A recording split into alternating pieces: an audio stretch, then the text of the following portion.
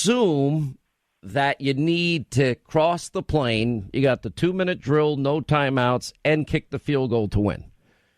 Never an easy task, but it always happens. If everybody has that mindset that, this could all end and this is going to replace it, then I think we win, because I think we win on ideas. I think conservatism always, no pun intended, trumps liberalism as applied as policy.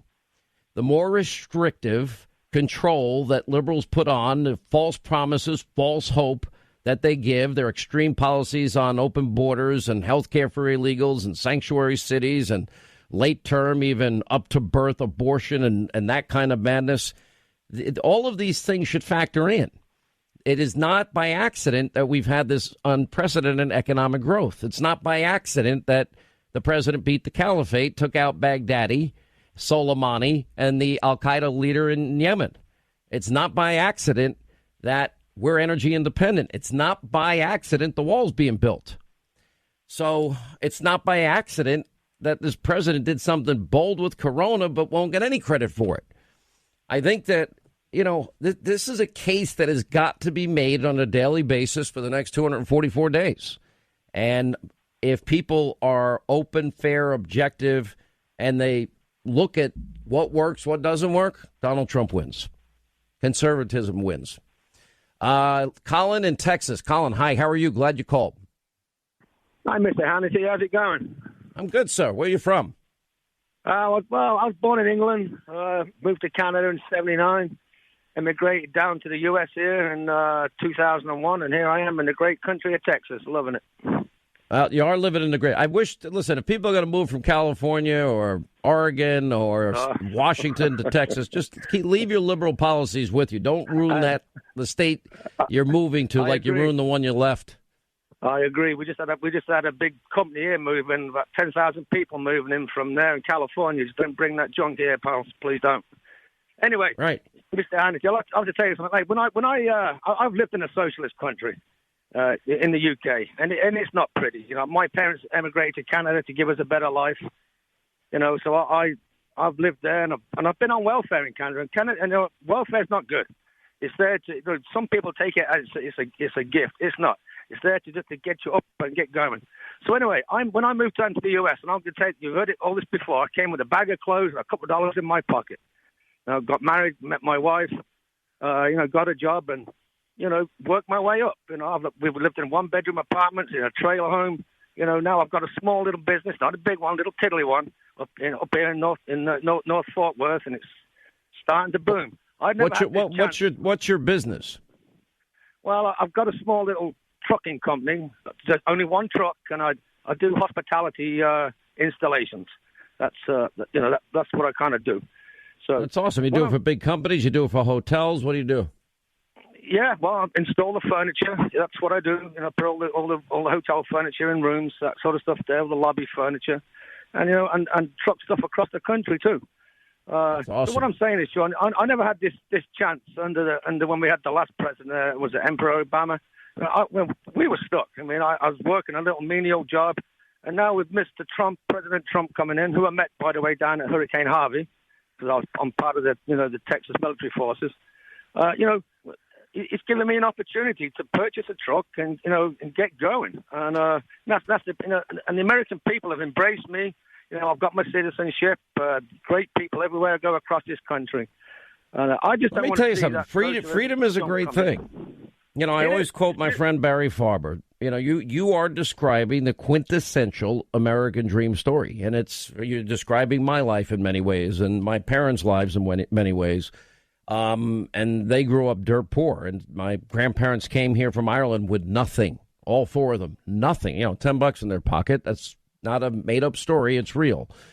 And this great country gives us the ability, life, liberty, and the pursuit of happiness, not the guarantee of a job, of healthy food, a vacation, retirement, health care. There's nothing, government in its best state is but a necessary evil. In its worst state, we know how intolerable it can become, as Thomas Paine said. And we have this is coming down to liberty versus freedom. This is coming down to statism, socialism, redistributionism versus free market capitalism. I choose free market capitalism. I choose freedom. I don't believe the false hope, the narrative that we're going to every insecurity we have in life will be handled by a government. They're too corrupt. Anyway, great story. Thank you for sharing it. We appreciate it, Colin. 800-941-SEAN. You want to be a part of the program? We'll take a quick break. We will come back, and we will continue. 800-941-SEAN if you want to be a part of this extravaganza. All right, we have Bill O'Reilly coming up at the top of the hour. All right, spring is here. I mean, it's March 4th. That means a lot of you now getting the warmer weather. Not quite here yet in the Northeast, but it's coming. And that means it's, get out the lawnmower, cut the grass time. And our own Linda picked up her Hustler Turf zero-turn lawnmower. This is a family. I got to tell you, this thing is amazing, Sean. I got to interrupt for Linda 1 second. loves cutting the lawn now. I really do. First of all, I look very savvy. It's a sharp-looking machine. You got like all dressed up to cut the lawn? Oh, absolutely. I put makeup on, a little mascara, and then I hop on the Hustler. It's fantastic. Oh, man. But it does make a difference. It does it faster. It does it better. These are engineered to outperform every other lawnmower on the market, tested, put through the ringer, tested some more, guaranteed durability, harshest conditions. And I would think that, people want a lawnmower that's going to last. And yeah, no, 100%. I mean, it's like I have more time with my son. I'm able to, get this done in a hurry. I'm not paying somebody else to do it anymore. I can just get it done, bada bing, bada boom, and then go about my day, and my grass looks great. What I love is they create jobs in the heartland for our fellow Americans, and they've been doing it since the 60s. It's a family-run business. They are great at what they do. They have defined building the best lawnmowers, period. Now, you can check out and find the nearest retailer when you go to hustlerturf.com. Take out your cell, pound 250, keyword lawnmower. That's pound 250, keyword lawnmower. Test it out for yourself. Right now, you also get an extended warranty absolutely free. So if you're thinking about your new mower and you want the best one on the market, check out our friends at hustlerturf.com or take out your cell, dial pound 250, use the keyword lawn mower. All right, when we come back, all things Simple Man Bill O'Reilly, his take on Super Tuesday, Corona, and much, much more. The president on Hannity tonight at 9. Stay right here for our final news roundup and information overload in the final hour of the Sean Hannity Show. What a night it has been for Joe Biden. What a race it's been. Unbelievable. I took a nap because I knew that I would be up late, and I woke up and I thought I was still dreaming. Joe Biden, you can only say, is overperforming what everyone thought he would do. I'll wear the pundit cone of shame because I came out here and thought, after the first three contests, it felt like, as of somebody who's been in campaigns, and including some losing ones, that Biden's campaign had that stink, of death that campaigns get. And watching him pop up out of the coffin tonight like The Undertaker at a WWE match has been really, really amazing. Joe Biden wins Massachusetts. He was hoping to win Minnesota. Joe Biden won Minnesota. Joe Biden, coast to coast here. This is a night for Joe Biden. This was supposed to be the Sanders delegate night. Sanders said something last night that I thought was interesting, and I don't know it to be true. He said, voters don't want the same old, same old. Yes, they do. If anybody told you the morning after Super Tuesday Joe Biden would be 76 delegates ahead of Bernie Sanders, they would be lying through their teeth at this point in time. That's how big of a night Tuesday night was. And they saw a person that they remembered that they liked and believed in. And that's the person they saw last night. Unbelievable. 800-941-SEAN, toll-free telephone number. You want to be a part of the program. If it's Simple Man, it means it's Bill O'Reilly, all things O'Reilly at O'Reilly.com for his take on the results last night, Super Tuesday. I don't believe that I watched this coverage. I don't think any of these Democrats are loving Joe Biden. I think they're stuck with him, and they're just going to put on an act. You got a very flawed candidate here, Mr. O'Reilly, in a lot of ways. You got this, pink elephant in the room. He's a gaffe a minute. That's number one. You got the corruption issues both in Ukraine and the U.S. Senate. These are real corruption issues that I think will be a big part of the campaign. He has a record to run on, and you'll compare his deal with Iran versus Donald Trump's foreign policy success. And the success on the economy, which they didn't have in the 8 years of Obama-Biden, and Trump enthusiasm, record numbers in every state that he has a primary so far, and people had no reason to show up. Is that a question? My God. It's a question. I mean, this is I'm so simple I can't grasp it.